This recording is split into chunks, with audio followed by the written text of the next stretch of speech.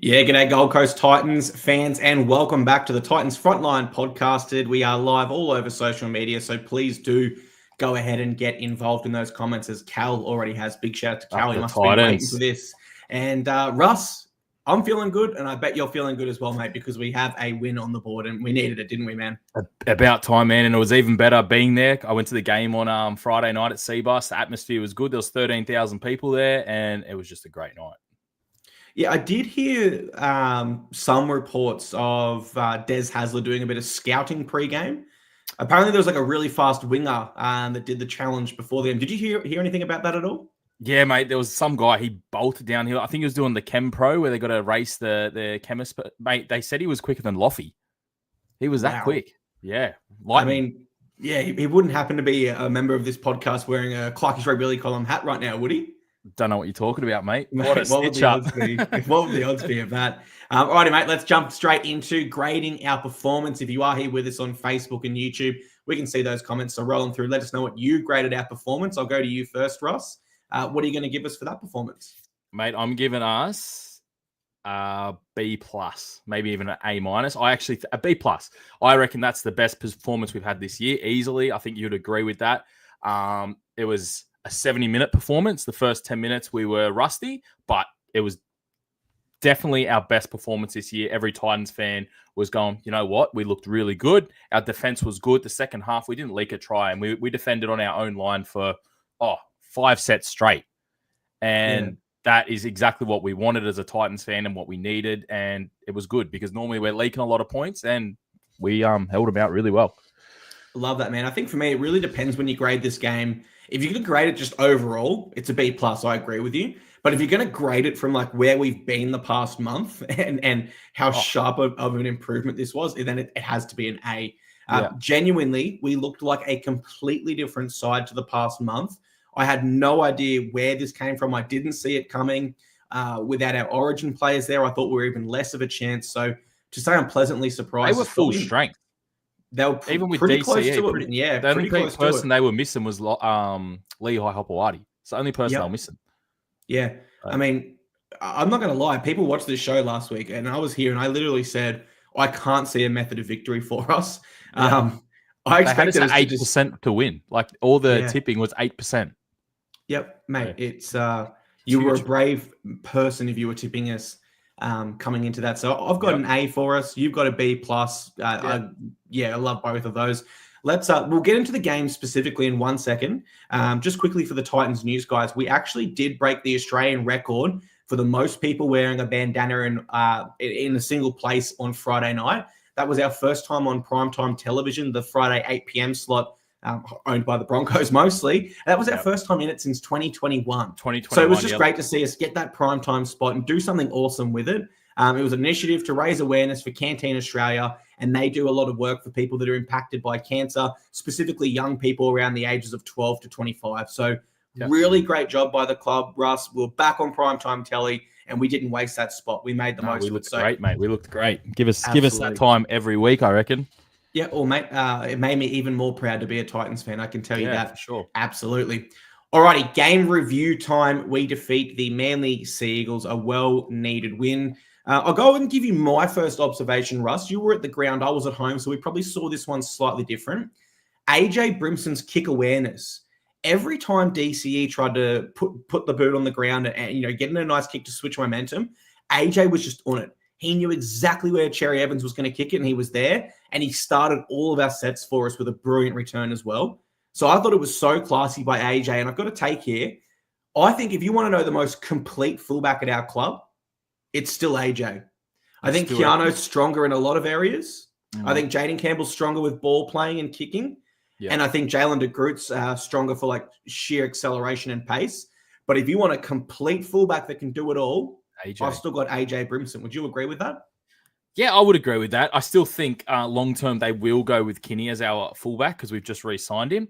But the other night, he was electric. The amount of times he ran for like 280 meters or something, like something stupid. And there was a couple of times where he just broke the line straight off from a kick return. He made DCE's kicking game look terrible because, what you said, he was reading it so well. And he was giving us good field position. I actually want to do a massive shout out to all the backs, all our outside backs. They all nearly ran for 100 meters. And that's what we've been missing. We've been saying that our backs haven't been doing the work out of our own end, and all of them ran for like 100 meters. I think Loffy was the 97 meters. Every other one was well over 100. And that's huge. Yep. I actually have a theory in the NRL that when a star player is unavailable, suspension, injury, in this case, our star players were in Origin, everyone else from the club steps up because they kind of want to show like, hey, this isn't a one-man band. And our outside backs without Tino there and Mo definitely took on the extra burden. And they're like, yeah, we're going to come in and get busy. So I appreciated that as well. Nothing that I took away from this game was it was the first sign this year of a defensive system. And what I mean by that was oftentimes in our games, you'll see like Brian Kelly might go for, he might go out and the winger comes in, or opposite ways. We're not connected on the edges. We leak tries quite easy. But for the first time this year, it actually looked like a system. What we did was we kind of held and we just worked Manly to the sideline. No one shot up out of the line. We were happy just to watch Turbo drift, watch Cherry. Didn't matter which star player was in front of us. Watch them go to the sideline and run out of room. Yep. And as long as our inside men were working, which they all were, it's the sideline or you're getting tackled near the sideline. Yeah, our sliding defense was good, man. We like Turbo looked terrible. Like we contained him so well, and it's because he didn't have the room to move, really. And that was our sliding defense, especially in the second half. Big raps in the second half. We defended really well. And that's what I loved about it. Like not only holding Manly to 0 in the second half, but just the fact that so many weeks, like we'll start sliding early in games and we'll look okay defensively. And then in the second half, we'll feel pressure and just start rushing out of the line and doing silly things. Yep. This week, it was like, no, we have a game plan in defense and we're going to stick to it. I mean, on that note, I also loved our game plan in attack. Now we completed with 90% here. And I really like that because I feel like most weeks when we verse those top sides, we probably do have to play a bit of a money style or money ball style rather, where we look for offloads, tackle breaks, shifting early in our own half. But we kind of said this week, you know what? We're not going to play that way. We're going to play smart and safe footy. And we stuck to it for 80 minutes. Even when they scored first, we stuck to it. That's what I love for us. I hate the games when we kind of start the money ball style and we're looking to score and we're looking to offload. And then halfway through, we start to get timid or we get a lead and we shy away from that. If we just pick one or the other and go with it for 80 minutes, we look awesome. And I think that was the first time this year where really we nailed that and executed it. Yep, we look great. You know, looked at it through the stats. There was nothing else really heavily weighted towards our favor. Like you'd think with a dominant win like this, we'd have way more meters or way more tackle breaks. Not really the case. So for me, it kind of ticked off just a mindset shift. And we would have more line breaks, but surely we'd have more line breaks, 7-3, I believe that stat was. But outside of the line breaks one, like it was a bit closer than you'd expect for the scoreline, given we won by 20. But you know what I tie it back to? Rugby league's a simple game. If you run harder and you tackle harder than the other team, you're probably going to win 99% of the time. So I actually think it was just a mindset shift for our players missing Tino and Mo, where they wanted to step up and they wanted to, you know, give their absolute best. And I just love to see that, man. Yeah, and you just said like we completed at 90%, didn't you say? 90%, absolutely. So like we haven't completed like that. We always talk about the dumb errors Titans do. I mean, if we're completing at 90%, majority, if you can defend and complete at 90%, you will win games. Simple as that. It is a simple game. It's simple. And the final takeaway I had from this game, actually, mate, was our improved rotation on our bench. I think it was kind of forced because we didn't have Tino or Mo, where Des is like, okay, they've been on for 10 minutes. I need to get them back out. Because we had Regan and Jimmy as our two top props, but they're not really noted 80-minute players. Des was kind of forced to use the interchange more. So I think Jacob Arlett-Winky was our only player with under 10 minutes. He only played 5 minutes. And what were our other three bench players? So Isaac played 26 minutes. Josh Paxton played 17, and Tukey Simpkins played 22. So we've had games this year, man. We've had game. Sorry, mate. He did 63 minutes, and Jolliffe did 65. That's a lot for him. Yeah, but we've had games. They did the Tino Mo role, really, those two. Yeah, they did. But not to the same extent, I will say, because we've actually had games this year where our bench has like all been used under 10 minutes, basically, besides Jimmy. So it's great to see that bench rotation from Des, and a really, really important and great win for our fans. I love that one, mate. Let's go into our 3-2-1s. You were at the ground, so break it down for us. Who was going to get your 3-2-1s this week? My 3 is going to AJ Brimson. We've already spoken about him. he made the game lightning. He was electric, ran for 270 meters. Like he was everywhere. He definitely gets the 3. 2, I'm giving a Jaden Campbell. Scored a try, set up a try. Like beast. Like kicking game was good, controlled the game well. And then the 1 point I was torn. I was going to give it to Foreign because he was playing like he was 25, mate. Like in the first half, especially, he was killing them. But I'm actually giving it to Chris Randall. I actually think Chris Randall had a really strong game. Scored a try that really sealed the game at the end. Ran for about 140 meters, played the 80 minutes, did about 35 tackles. I thought he was really solid performance. Well, my 3-2-1s are actually the exact same as yours. Yeah, 3 Brimo, 2 Jaden, 1 Randall. I do think that's the order that makes the most sense for me, but like so many players played out of their skin that, it was hard. Cal has it 3, AJ, 2 Foz, 1 JC, Far North Queensland Outdoor Adventures. He gave a point there to Foz. So there's definitely room for debate in a positive way too, where everyone played good. You could have given 1 point to a couple of people. Like you could, quite a few players. Like Loffy scored 2 great tries. I thought like Brian Kelly even I know he missed a couple of tackles, and Garrick got it over at the start, got it over the top of him twice. Scored 2 tries, but then he was turning Garrick inside out after that. So there was heaps of positives. Mate, the good thing about the 3-2-1 segment this week is we've had segments this year where we genuinely could we struggled to name 3 good ones. I don't know how to name it. Yeah. Whereas, even David now from Facebook says Alofiana Camprera has to be close. And I don't disagree with you, David. Yeah. We had so many great performers that's just our 3-2-1s, but this is a special week where, you could mix it up for sure. And you wouldn't be wrong because we had a lot of great performances. Alrighty, mate. Affiliates recap time. So Ipswich Jets were on the bye this week, guys, so they didn't play. Tweed, they went down at home, 12 points to 26 to the Mackay Cutters. Jacob Arlick-Winky backed up from the NRL and scored in that game. And Sean Mullaney, he dropped back due to Sam Verrills returning from his broken hand a week earlier. And he made 44 tackles, which was the most of any player in that game. So great work to both of them there. Our Ipswich Jets, they take the points from the bye and they go back into the top 4. Unfortunately, Tweed do drop to 12th. They're now 4 competition points outside of the top 8. Next week, both of our affiliates are staying local. Jets, they've got the Burleigh Bears at UAA Park on the Gold Coast. And Tweed have the Dolphins up in Redcliffe. So hopefully with both teams staying local, we see some Titans get back there and represent our affiliates and start pushing them up the ladder, mate. Yep, nice. All righty. Any changes to the team? I think the obvious question for this segment is Origin boys. Do you have Tino and Mo backing up at this stage? We play Sunday Arvo, so yeah, I'd probably say we will. Like they've got the most time out of any game to back up. So I think they will back up. I'm guessing they will see how Tino's sternum is because he does have a banged up sternum at the moment, apparently. But I think Des will want them to back up straight up. I agree with you. I think they'll be backing up. The only concern is Tino's sternum, which you touched on, but he seems like the sort of player where he'll play even if he's compromised. Yeah, he'll play through it. I actually think they really need to. If those 2 return, we are undoubtedly favourites to win here. This is a winnable game. And don't forget, guys, Mitchell Moses is injured and Dylan Brown suspended. So that leaves their spine with 2 rookies, being Isaiah Ayongi and Riley Smith. Even the 6 will be Joash Papali, who's a rookie as well. So that leaves Dean Hawkins as their only noted spine member. If Mo and Tino back up, you got to tip us, right? Even if you're a neutral that's very inexperienced. Isn't it? Yeah, they would tip us for sure. You know what? I'm going to suggest some other changes here. Call me crazy if you want after this, Russ. I'm going to say Tino and Mo should return via the interchange, and we should reward that winning form from Jimmy. I'm for that, especially after Origin. I'm for Jimmy. Just banged out 65 minutes, had a solid game. Start those, bring Tino on after 20 minutes, 100%.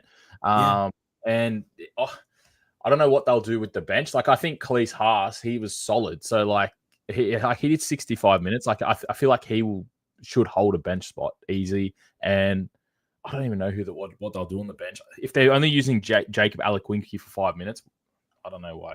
I think he's going to drop off. Yeah, he has to, unfortunately, especially because he did back up. And one of the debut guys will drop off. Yeah, I think that's unfair though, because I thought they both performed pretty well when they were on there, especially Tukey Simpkins. He looked really busy when he came on.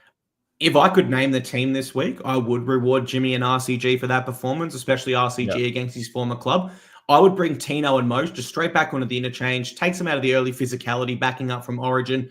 What it also does, Russ, it forces us to share the minutes and keep a solid rotation again. The last thing I want to see is Tino and Mo start, and we go back to using only Jimmy and RCG from the bench, and we carry 2 players just for the sake of it. I don't want to see that. For what it's worth, I think those other 2 players should be Tukey and Josh Patson. I think they were solid enough to keep their spot. So for me, the change this week is Tino replaces his brother Isaac, and Jacob Arlek-Winke falls out for Moeki Fotuaika. I think that would be that'd be awesome. We've got a few questions rolling through here. There was one I wanted to get your thoughts on because when we spoke about it, you were unavailable that episode. Far North Queensland Outdoor Adventures, I believe that's Corey Gregory. He says Bo Firma got robbed of a Maroons jersey. What are your thoughts on that? Do you agree? I agree, because Bo Firma only played 17 or 15 minutes in game 1, and it was when the game was over. So what's he going to do? Like, he didn't do anything wrong to lose his spot. I think he's been solid. Like, he played a solid game. Like, he could have been in the question for a 1 point with our 3-2-1 as well. Like, he did 150 meters, played 80 minutes. Like, he's been solid. He hasn't played a bad game this year. I actually do feel like he got hard done by. Yeah, I agree, man, because here's the thing for Bo. They used Ruben Cotter, and this is hard for me because I'm a Queensland fan. So, like, I'm talking bad against my other team. Yeah. I didn't love Ruben Cotter on the edge. He's a middle through and through. He can go there in the middle pinch. At his own team. But the Maroons' issues right now is they're struggling to score points. Defensively, holding the Blues to 18 with the amount of strike power they've got is actually not that bad. Yeah. But they just didn't threaten with points. Why was Ruben Cotter played on an edge and Bo in the middle? Like, you had 2 players that are at the top of each of those, and you swapped them, Billy, which I don't get. And then what baffles me as well is Bo being replaced by Kurt Capewell, who was averaging over 6 missed tackles per game, more than 20. A whole year out of every player. Yeah. What I read in the newspapers today was apparently Darren Lockyer and Gene Miles, who were the selectors with Billy, they were keen on keeping Bo. And there was even a suggestion that he should start. But Billy Slater didn't passionately defend Bo. He was kind of happy if he fell out. He felt that bringing in Kurt Capewell would help raise the standards because he's an older veteran who could kind of chirp on the younger guys and be like, "Boy, that's not good enough. Train harder and stuff." So whether there's truth to that or not, look, either way, if you want to go off form, if you want to go off who's going to be in the jersey longer, if you want to go off who deserves it more, I reckon it is Bo. It seems 100%. Like you agree. It seems like most Titans fans agree. Yeah. But as a Maroons fan, I still hope Kurt Capewell has a good game. Yeah, hopefully he has a strong game. All righty, mate. Let's park all that in the past and look forward to the future. We'll both be at this game together. We are versing the Eels this Sunday at 6:15 p.m. at CommBank Stadium. And a bit of a fun fact for our viewers now, we have versed the Eels 26 times since we come into the competition. We're exactly 13-13. So the winner here will go ahead on the all-time wins leaderboard. How confident are you that that's going to be us in this one, Russ? So after the if you would have asked me this 2 weeks ago, I would have said not at all. But after what we've just done, I'm feeling a lot more confident this week. And Eels are a team that are down the bottom of the ladder with us. I would say 7 out of 10. Yeah, I'm actually feeling really confident. Like, I don't want to go... You don't want to go overconfident. We don't want to do it like we start of the year, remember? Yes. I'll say 7 out of 10 as well. I'll say 7.5. Like, there's a 3/4 chance here, just, based on the stats right now, that we should be winning, in my opinion. Now, we played them last year without Mitchell Moses also, and we got the job done 24-16 in that game. And I just feel watching this Eels side to start the season in comparison to when Mitchell Moses returned, there is no comparison. They are a completely different side with Mitchell Moses. Now, you take him out, we know that.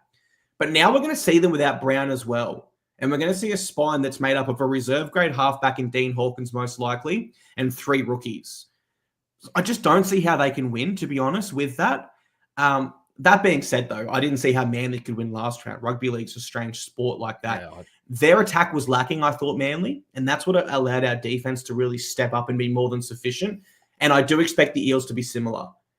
With a brand new spine that have never played together, 3 out of 4 of them being rookies, I can't see how they come out the gates and shock us with early points. Yeah. If we are to get ahead and play smart, I can't see how they manufacture a comeback. So there's a lot of things in our favor. But most importantly for this game, Russ, the loser goes to dead last on the ladder because we're on equal points. We both have 4 Battle wins for the this year. spoon, really. It's an early spoon bowl. But if we get the win here, we can almost, not almost certainly, but we can go a long way to avoiding that sort of prospect. Tell you who I think is going to have a ripper. Regan Campbell-Gillard. Eels player of the year. Yep. Eels player of the year last year. New coach comes in, says, hey, you're unwanted. And they bring in someone like Jack Williams to replace him, who is in good form. But I think that'll be personal for Reggie. And I think this will be the best showing we've seen from him all year. I reckon he'll be up around the 150-plus meter mark and 30-plus tackles comfortably. He'll have a big one in my view. I hope so. Here's my key to victory here, Russ.